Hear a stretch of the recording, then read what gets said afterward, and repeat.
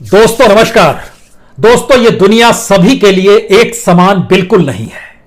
जो भी पॉलिसी बनती है, जो भी बजट बनता है, जो भी नियम कायदे बनते हैं, किसी भी देश के भीतर में जो रूल ऑफ लॉ होता है, यह सब कुछ रईसों के लिए होता है। यह कोई बताने की जरूरत नहीं है। और दुनिया पर जो राज करते हैं वो रईस देश क्यों करते हैं यह भी बताने की जरूरत नहीं है। लेकिन आज इस बात का जिक्र इसलिए जरूरी है क्योंकि इस किताब के भीतर का एक पन्ना जो सबसे बड़ा पन्ना तब्दील होते चला जा रहा है वो दुनिया के सबसे बड़े लोकतांत्रिक देश भारत का है, जहां की जनसंख्या आने वाले 3-4 वर्षों में दुनिया में सबसे ज्यादा हो जाएगी। हम लोग चीन से भी आगे निकल जाएंगे। और इतनी बड़ी दुनिया के भीतर में इतने बड़े लोकतांत्रिक देश के लोगों का अनूठा सच यह है कि यहां पर भी जो बीते 6 बरस में जिन पॉलिसियों को रफ्तार दी गई है, जिस इकोनॉमी को रफ्तार दी गई है, जिस डेवलपमेंट की डेफिनेशन को रफ्तार दी गई है, उसमें इस देश का गरीब गुरबा किसान मजदूर कहीं फिट नहीं बैठता है। उसके लिए कुछ है ही नहीं। इसीलिए आज भारत के भीतर को सच जानने से पहले दुनिया का मानचित्र पर एक उसका सच जान लीजिए, क्योंकि दुनिया के भीतर में जो भी परिभाषा डेवलपमेंट को लेकर खड़ी की जाती है, चाहे वो G7 हो, चाहे G20 हो, चाहे मौजूदा वक्त में ब्रिक्स बन गया हो, या जितने भी डेवलपिंग कंट्रीज जो यूनाइटेड नेशन के जरिए दुनिया पर अपने वीटो पावर के जरिए रूल करते हैं, उसका सच क्या है? उसका सच यह है कि जो भी पैसा खर्च किया जाता है डेवलपमेंट के नाम पर, लोगों की सुरक्षा के लिए, लोगों को रोजगार देने के लिए, इंडस्ट्रियलाइजेशन के लिए, प्रोडक्शन के लिए, एक्सपोर्ट इंपोर्ट के लिए, उस पूरे खांचे में गरीब की मौत ज्यादा से ज्यादा क्यों होती है? आर्थिक नुकसान उसी का क्यों होता है? एक देश से छोड़कर दूसरे देश जाने की परिस्थितियों में वो क्यों आ जाता है? इसका एक छोटा सा डाटा पहले आप सुन लीजिए, क्योंकि 20वीं सदी के आखिर में यानी 1980 से लेकर सन 2000 तक और 21वीं सदी की शुरुआत 20 साल 2000 से लेकर 2020 तक जो पैसा खर्च किया गया इंफ्रास्ट्रक्चर डेवलपमेंट के नाम पर पूरी दुनिया में 1980 से लेकर 2000 तक, उसके रिफ्लेक्शंस यही थे कि आने वाले वक्त में लोगों की मौत कम होगी, लोगों का आर्थिक नुकसान कम होगा, लोग कम प्रभावित होंगे। यानी जो भी प्राकृतिक आपदा आती है, डिजास्टर होता है, या मौजूदा वक्त में जो महामारी भी आई है उससे भी जो निपटना होगा, उनके लिए एक अनुकूल मेडिकल सिचुएशन तक रहेगी। दुनिया में हर बात हर वजह से इन बातों का जिक्र यूनाइटेड नेशन तक में किया गया। लेकिन पहले सच क्या है? सच यह है कि 1980 से सन 2000 तक दुनिया भर में जो प्राकृतिक डिजास्टर जो रिकॉर्डेड है, उसके जरिए जो मौत हुई उसकी तादाद 11,90,000 है। और 21वीं सदी में यह बढ़कर 12,30,000 हो गई और बढ़ गई। आपके जहन में आएगा जनसंख्या भी तो बढ़ गई। एक हिस्सा यह है। दूसरा हिस्सा है कि जो रिकॉर्डेड डिजास्टर था वह भी संख्या उसकी बढ़ी। पिछले 20 बरस में लगभग 4,200 थे। इस 20 बरस में यानी 21वीं सदी में ये 7,300 हो गए, जिसमें मानव निर्मित प्राकृतिक आपदाएं जो थी वो कहीं ज्यादा थी। ये डिजास्टर खनन के क्षेत्र में था, ये डिजास्टर किसी इंडस्ट्री से न्यूक्लियर के रिसाव को लेकर था, ये डिजास्टर अलग अलग जरिए से था। और इसके जरिए जो प्रभावित संपत्तियां थी या लोग थे, लोग अगर पिछले 20 बरस में यानी 20वीं सदी में अगर 30 लाख लोग प्रभावित हुए तो 21वीं सदी में 40 लाख लोग प्रभावित हुए। और जो संपत्ति का नुकसान है $1.63 ट्रिलियन 1980 से 2000 तक, और इस वक्त मौजूदा वक्त में 21वीं सदी में यह बढ़कर डबल से ज्यादा हो गया, $2.97 ट्रिलियन यह पहुंच गया। सवाल है कि पूरी दुनिया में अगर रईसों के जरिए सोच पे काम हो रहा है तो क्या भारत भी अब उसी सोच का गुलाम हो चला है?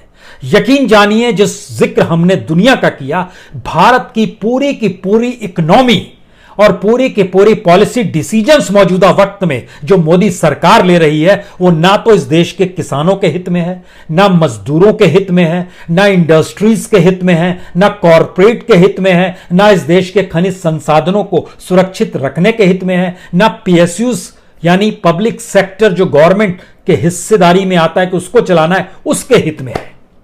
और एक ऐसा खांचा क्रिएट किया गया है जिससे आईएमएफ खुश हो जाए, वर्ल्ड बैंक खुश हो जाए, दुनिया के वो तमाम देश खुश हो जाए जिनको अपना माल भारत के बाजार में डंप करना है। ये एक कैसी इकोनॉमी है, आज जरा इसके बेसिक एस्पेक्ट को इसलिए समझ लीजिए क्योंकि बीते 6 बरस का असल सच यह है कि हम लोगों ने जितना कमाया है उससे ज्यादा कर्ज में लगातार हम डूबते चले जा रहे हैं। यानी कर्ज ज्यादा लिया है, कमाया कम है।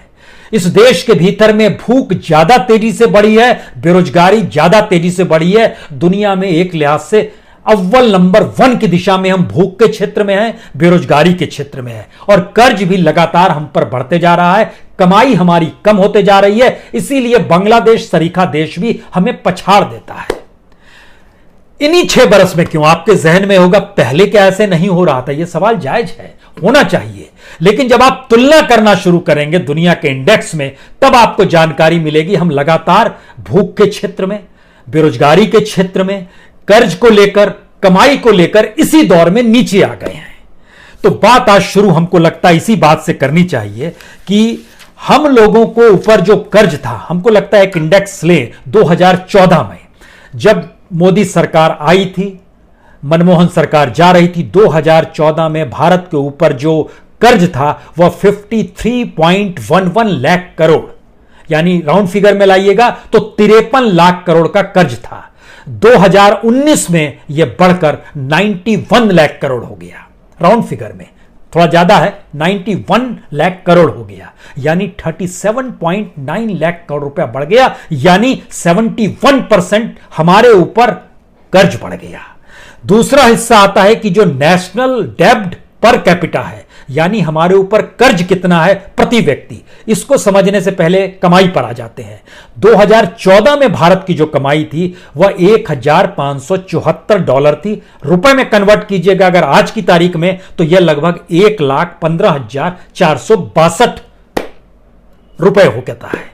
2020 में यह बढ़कर 1,817 हुआ, यानी बढ़ा कितना, $1,574 से बढ़कर $1,877 2020 में हुआ। 6 साल में इतना ही बढ़ा है, यानी रुपए में कन्वर्ट कीजिएगा तो 2014 में 1,15,000 था जो बढ़कर 1,37,000 अभी हो गया है।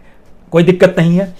अब यह सवाल है कि हमारे ऊपर जो कर्ज बढ़ रहा है वो 60% की रफ्तार से, जो कमाई हो रही है वो सिर्फ 30% की रफ्तार से।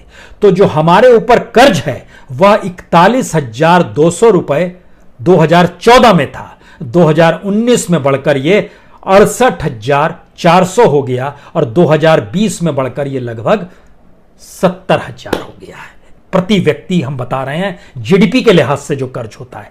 अब इसकी दूसरी स्थिति है कि इसको और सरलता से समझना चाहते हैं तो 2014 में जब आप 1 रुपया कमाते थे तो उसमें 43 पैसा कर्ज का रहता था। आज की तारीख में जब आप 1 रुपया कमाते हैं तो 50 पैसे से ज्यादा कर्ज का रहता है। यानी हमारी कमाई इस देश के भीतर में जो जीडीपी के लिहाज से है, जिसको हम लोग 5 ट्रिलियन का जिक्र बार बार इसलिए कर देते हैं क्योंकि यह बहुत बड़ा सपना दिखा दिया गया और उस सपने के अनुकूल हमारी इकोनॉमिक पॉलिसी काम नहीं कर रही थी। हमें सपना दिखाकर किस तरीके से इमोशनली एक्सप्लॉइट किया जाता है उसके लिए किसान मजदूर की स्थिति आज देखनी होगी और आत्मनिर्भरता के नारे को भी समझना होगा आपको। अगर इतनी कमाई है तो हमारा जो नेशनल जीडीपी है, यानी जीडीपी के ऊपर जो नेशनल डेब्ट है, कर्ज जो है, वो अगर 2010 में चले जाइएगा तो 65% था, 2019 में यह 69% हो गया और 2020 में बढ़कर 71% हो चला है। यह हमारे ऊपर नेशनल कर्ज है जो जीडीपी के अनुकूल की परिस्थितियां, यह एक पहला सच है जो बड़ी परिस्थिति में आपको ले जाता है कि अगर हमारे देश की ही कमाई कम है, कर्ज ज्यादा है, तो हम पैसा किससे ले रहे हैं? जाहिर है पैसा लेंगे आईएमएफ से लेंगे, वर्ल्ड बैंक से लेंगे, और जब आईएमएफ और वर्ल्ड बैंक से पैसा लेंगे तो उन्हीं की जुबान कहेंगे। इस देश के भीतर में इसी दौर में किसान को लेकर विधेयक आया। दुनिया भर के तौर पर भारत को जिस रूप में देखा जा रहा है उसमें कहा जाता है कि भारत में अब ओपन मार्केट हो रहा है, किसानों के लिए ओपन परिस्थितियां खोली जा रही है। आईएमएफ ने भी ढोल बजाकर कहा, क्या शानदार काम किया है प्राइम मिनिस्टर मोदी ने, किसानों को अब फ्री मार्केट दे दिया है। एमएसपी तो दूर की गोटी है, जितने मन चाहे में उतना बेच दें। और औसत इस दौर का निकल कर आया कि इस देश में एमएसपी जो पिछले साल तक 6% बिक जाती थी, वो इस बरस अभी तक 2% भी नहीं बिकी है। यानी एमएसपी किसी को मिल नहीं पा रही है, उससे भी कम कीमत में देना पड़ रहा है। लेकिन प्रधानमंत्री यूनाइटेड नेशन के भाषण में कह गए कि दरअसल हमने इस चीजों को, बाजार को खोल दिया है, किसान और मजदूरों को लाभ होगा। सवाल उस समय जहन में आया, क्या प्रधानमंत्री के इकोनॉमिस्ट इस बात का जिक्र करते हैं कि आप ये जाके कह दीजिए, या फिर बात कुछ और है? दरअसल भारत जिस तरह कर्ज में डूबता चला जा रहा है, इसका एक इंटरव्यू आया। ये सीईओ है इंडियन इंटरनेशनल मॉनेटरी फंड की, आईएमएफ की, और इनके तरफ से जिस बात की, ये गीता गोपीनाथ है, इनका जो इंटरव्यू अलग अलग जगहों पर आया, हमको लगा देश का सबसे बड़ा अखबार जो है इकोनॉमिक टाइम्स है, उसमें देखिए इंटरव्यू जो छपा वो क्या कह रहा है। वो बहुत साफ तौर पर कह रहा है कि जो खेती यानी कृषि से जुड़े विधेयक थे वो सही डायरेक्शन में है। मजदूरों को लेकर जो अब हायर फायर की स्थिति लाई जा रही है वो सही डायरेक्शन में है। बहुत खुले तौर पर इस इंटरव्यू में क्या जिक्र किया गया है, इन्हीं बातों का जिक्र प्रधानमंत्री भी करते हैं, इन्हीं बातों का जिक्र देश की सरकार करती है, फाइनेंस मिनिस्टर करते हैं, एग्रीकल्चर मिनिस्टर करते हैं, कॉमर्स मिनिस्टर करते हैं। आप क्या कहेंगे? क्योंकि इस इंटरव्यू के भीतर में बहुत साफ तौर पर 2-3 जानकारियां दी गई हैं जो आपको इसलिए जानना चाहिए क्योंकि कोई मतलब नहीं है कि एक लहजे में हम लोग कॉम्पिटेटिव मार्केट में किसानों को धकेल दें, कॉम्पिटेटिव मार्केट में मजदूरों को ढकेल दें, उस कॉम्पिटेटिव मार्केट में जहां पर मजदूरों की तादाद ज्यादा होगी और जो मजदूरी के लिए ले जाएगा वह न्यूनतम मजदूरी भी नहीं देगा, कम में देगा। यह है रिफॉर्म। जो किसान है उसको एमएसपी भी नहीं मिलेगा, उससे भी कम मिलेगा, यानी खाद्यान्न जो उपजाता है उसकी कीमत भी उसे नहीं मिल पाएगी। यह है इस देश की इकोनॉमिक रिफॉर्म की स्थिति। और जिस आत्मनिर्भरता की दिशा का जिक्र किया गया है, हमको लगता है उसका सच भी इसलिए जानना चाहिए क्योंकि इस इंटरव्यू में और तमाम जगहों पर आईएमएफ ने बहुत साफ तौर पर कहा कि दरअसल भारत जो है अब आत्मनिर्भरता का जब जिक्र करता है तो वो अपने माल को बनाए, लेकिन उसको समझना होगा कि ये ग्लोबल बिजनेस भी होता है और ग्लोबल बिजनेस में आपके यहां कुछ लोग एक्सपोर्ट करेंगे, कुछ आपके यहां से इंपोर्ट किया जाएगा, आपके यहां भेजा जाएगा, कुछ यहां से बाहर जाएगा। तो इस साइकिल में तो आपको जाना ही होगा। और उस सच उसका यह है जो खास तौर से गीता गोपीनाथ जो भारतीय मूल की है, उन्होंने जो जानकारी दी, उसने बोला कि किसानों को लेकर दिशा सही है, मजदूरों को लेकर दिशा सही है। प्राइम मिनिस्टर भी यही कहते हैं, गवर्नमेंट भी यही कहते हैं। आत्मनिर्भरता को लेकर कहा कि जो ग्लोबल बिजनेस है उसमें भारत को जाना ही होगा और जो सप्लाई चेन है दुनिया की उसमें भारत को हिस्सेदारी करनी ही पड़ेगी। और तब उसके भीतर का सच यह है कि भारत के भीतर में जितना माल इंपोर्ट होता है और जितना माल एक्सपोर्ट होता है, ये एक चेक एंड बैलेंस होता है जो आपकी इकोनॉमी को बढ़ाता है।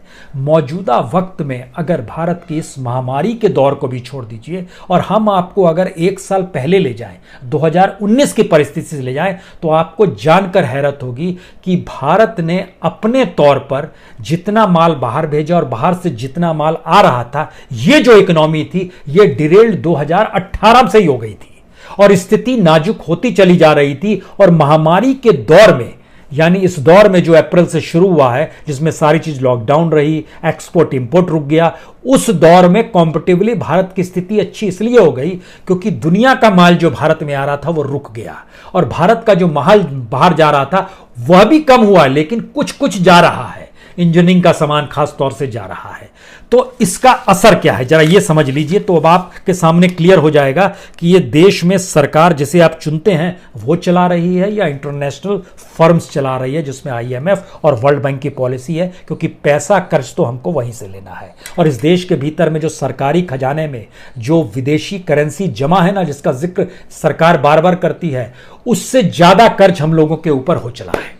यानी वो सारा पैसा दे भी दिया जाए तो भी कर्ज खत्म नहीं होगा, एक ऐसी स्थिति आ रही है। लेकिन हमारे पास पैसा लगातार रिकॉर्ड जमा होते चला जा रहा है और रिकॉर्ड पैसा जमा होने का मतलब यह होता है कि आप दुनिया के बाजार से ट्रांजैक्शन इस दौर में कम कर चुके हैं, हो नहीं पा रहा है, बंद है, चाहे वो पेट्रोल हो, चाहे कोई भी चीज जो दुनिया से आती थी और आपका जो इंटरेक्शन होना था वो थम गया है। इसीलिए आपके पास डॉलर्स पड़े हुए हैं। आप जब साइकिल में जाएंगे तो वो डॉलर कम होने शुरू हो जाएंगे। तो ये अच्छी बात नहीं है इकोनॉमी के लिए। लेकिन फिर भी हमको लगता है एक टारगेट लेना चाहिए अप्रैल 2019 से। आप लीजिए अप्रैल 2019 में जो बिलियन डॉलर जो माइनस में भारत का जा रहा था वो 15.33 बिलियन डॉलर, यह हमारा एक्सपोर्ट इंपोर्ट मिलाकर जो ये नेगेटिविटी थी, जो एक्सपोर्ट की नेगेटिविटी थी, और ये नेगेटिविटी लगातार कंटिन्यू करती है। और इस महामारी से पहले यानी अगर आप मार्च तक आ जाते हैं तो मार्च तक भारत के भीतर में जो नेगेटिविटी थी वो एवरेज -11 बिलियन डॉलर की थी। इस दौर में वो कम हो गई, महामारी के दौर में -9.2% इस साल में आ गई 20 में, और सिर्फ अगर इस दौर में आइएगा तो वो -4.5 पे आ गई। इसका मतलब क्या है? इसका मतलब है कि इकोनॉमी जब पूरी दुनिया की चल रही थी तब भी हम एक्सपोर्ट इंपोर्ट का जो बिजनेस था उसमें बहुत पीछे आ गए थे। इस दौर में तो स्थिति और नाजुक हो गई है, लेकिन हमको अखबारों में हेडलाइंस मिल जाएगी, इस बीच में इतना इंपोर्ट हमने किया, एक्सपोर्ट इतना कर दिया, 6% एक्सपोर्ट राइज कर गया, ये सारी चीजें बताई जाती है। जैसे अप्रैल से सितंबर तक इस साल अगर लीजिएगा तो एक्सपोर्ट हमारा लगभग 21.3% नीचे गया है अप्रैल से सितंबर के बीच। इंपोर्ट जो है इसी अप्रैल से सितंबर के बीच में 40% नीचे गया है। यानी अगर दोनों को मिला दीजिएगा तो ये लगभग 273 बिलियन डॉलर ये बनता है। इतना नुकसान हुआ है। 125 बिलियन डॉलर एक्सपोर्ट में और इंपोर्ट में 148 बिलियन डॉलर ये हमको नुकसान हुआ है। यानी दोनों को मिला के जब ट्रेड डेफिसिट निकालिएगा आप तो जो इंपोर्ट के जरिए आपकी कमाई हुई है उसको आप जोड़ लेते हैं और उसमें से एक्सपोर्ट के जरिए जो घाटा हुआ है उसको आप माइनस कर देते हैं। इन दोनों को मिलाते हैं तो 23.4 बिलियन डॉलर का आप घाटा दिखलाते हैं। यानी यह भी बुक ठीक करने की स्थिति है। लेकिन फिर वही सवाल, इस देश को चला कौन रहा है, पॉलिसी बना कौन रहा है? और उन पॉलिसीज को बनाने के बाद जो सरकार पार्लियामेंट से लेकर यूनाइटेड नेशन तक और किसी भी चुनावी रैली से लेकर गाहे बगाहे मन की बात में जो ताल ठोकती है, उसके पीछे की सोच और वो जो शब्द हैं, वो शब्द मेल कैसे खा जाते हैं आईएमएफ से, वो मेल कैसे खा जाते हैं इसी दौर में वर्ल्ड बैंक से, क्योंकि उन्हीं से पैसा लेना है, उन्हीं की बात कहनी है। ये वही बीजेपी है जो एक वक्त पश्चिमीकरण का विरोध करती थी। ये वही बीजेपी है जो एक वक्त आईएमएफ और वर्ल्ड बैंक और डंकल, याद कीजिए किसानों को लेकर जो कानून बना था, उसका विरोध करती है। ये सारी चीजों का विरोध करते करते इतनी अनुकूल हो जाएगी, ये किसने सोचा होगा? जाहिर है किसी ने नहीं सोचा होगा। इसीलिए ध्यान दीजिए कि किसी भी क्षेत्र में मौजूदा सरकार अगर आरएसएस से निकली हुई है तो आरएसएस के भीतर के जो ऑर्गेनाइजेशंस हैं वह भी कुछ भी कर पाने की स्थिति में क्यों नहीं है, जबकि उनकी पूरी फिलॉसफी जो जन्म के साथ है, चाहे वो किसान संघ की हो जो कि 1978 में बनी, चाहे वो भारतीय मजदूर संघ की हो जो 1955 में बनी, चाहे स्वदेशी जागरण मंच की हो जो 1991 में बनी, चाहे विश्व हिंदू परिषद की धर्म के नाम पर ही क्यों ना हो, या फिर जो वनवासी कल्याण आश्रम जो 1952 में आदिवासियों के लिए बनाया गया था। किसी भी क्षेत्र में देखिएगा तो सारी चीजें हवाले की जा रही है कॉरपोरेट के, खनन के लूट की परिस्थितियां में। उसी रूप में कॉल ब्लॉक सामने आ रहे हैं जो दिए जा रहे हैं। यानी इंटरनेशनल इन्वेस्टर्स को देश में लाने के लिए इस देश को ही गिरवी कैसे रखा जाए, और यह कानून इस तरीके से बनाया जाता है, चाहे वो पर्यावरण के क्षेत्र में हो या किसी लाइसेंसिंग के क्षेत्र में हो, और उसके बाद ताल ठोका जाता है हमने इतने कानून खत्म कर दिए। वो लाल किले के प्राचीर से भी कहा जाता है और पार्लियामेंट में भी कहा जाता है। लेकिन इन कानूनों को खत्म करने से लाभ किसे हुआ?